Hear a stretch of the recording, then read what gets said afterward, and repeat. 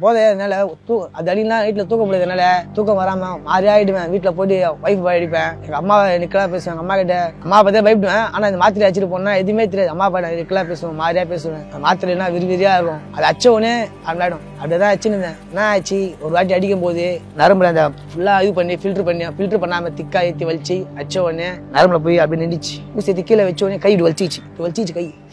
என்னடா இது கை வலிச்சிச்சு, நீட்டுறேன் கை நீட்டவே முடியல. என்னால பயங்கரமா கை விண்ணு கொடாய ஆரம்பிச்சு. ரத்தம் பாஸ் ஆகல. கையில அப்படியே மாறி எங்கெல்லாம் ஒயிட் ஆயிடுச்சு, மாறி இதுவாயிடுச்சு. ரத்தம் பாஸ் ஆகாம விண்ணு ஆயிடுச்சு. அப்படி எங்க அம்மா காலையில விட்டுட்டேன். அம்மா என்னை காப்பாத்துமா, எனக்கு கையெல்லாம் கொடாயுதுமா, இந்த மாதிரி இந்த ஊசி வச்சுமா கை. எங்க அம்மா செருப்புல பயங்கரமா அடிச்சுட்டு ஹாஸ்பிட்டல் இட்டுன்னு போனாங்க. ஹாஸ்பிட்டல் ஸ்டாண்டில் அட்மிட் பண்ணாங்க. ஸ்டாண்ட் இல்லைன்னா இது என்ன போதே தெரில, யூஸ் பண்ணான்னு தெரில, ட்ரீட்மெண்ட் பண்ண முடியல அப்படின்னு நல்லா யோசிச்சு ஒரு நாள் ஃபுல்லாக உட்கார வச்சிட்டாங்க ஸ்டாண்டில். அவங்களும் நிறைய ஊசி போட்டாங்க. எனக்கு தூக்கமும் வரல, அந்த ரத்தம் போவாது. நல்லா ஊசிலாம் போடுறாங்க. அவங்க தூங்க இது ஊசி போடுறாங்க. இது போத பவர் அதிகம். இந்த மாத்திரை 100 mg. இந்த மாத்திரை ஒரு மாத்திரை 100 mg.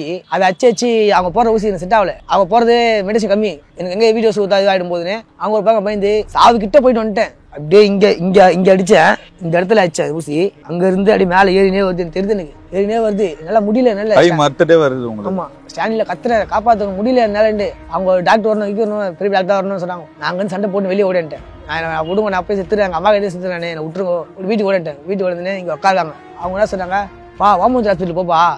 அவங்க ட்ரீட்மெண்ட் பார்க்கல. எனக்கு என்னால வலி தாங்க முடியல, அழுவுறேன். ஒரு நைட்டு ஃபுல்லா எழுதுனுக்கிறேன். ஞாயிற்றுக்கிழமை காலையில 11 மணிக்கு அட்மிட் ஆனேன். திங்கக்கிழமை காலை 5 மணிக்கு அவங்க ஊசி தான் போறாங்க. இது பண்ண முடியல, அவங்களால பண்ண மாட்டாங்க. டாக்டர் வர பேட்டாங்க. அங்க முடியல, என்ன வெளியே அனுப்பிச்சுடுங்க, நான் செத்தாலும் எங்க அம்மா முடியல, போய் வீட்டை செத்துறேன்.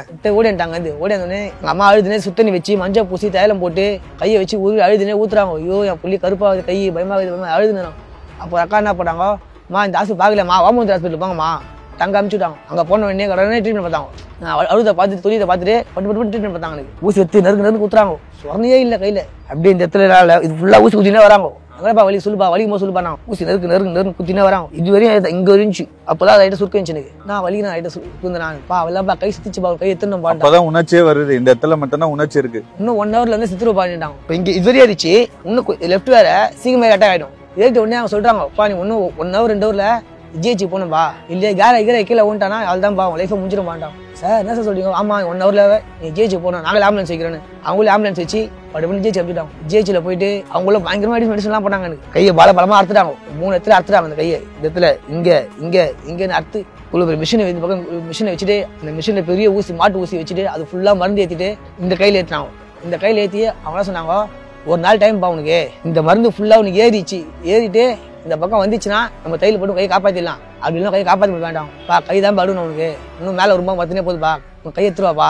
எனக்கு உயிர் தான் வேணும். எனக்கு எங்க அம்மா கூட இருக்கணும். எனக்கு கை போனா போறல, எங்க அம்மா காப்பாற்றிடுவாங்க, எங்க அம்மா பார்த்துப்பாங்க, என் ஒய்ஃப் பார்த்துப்பாங்க.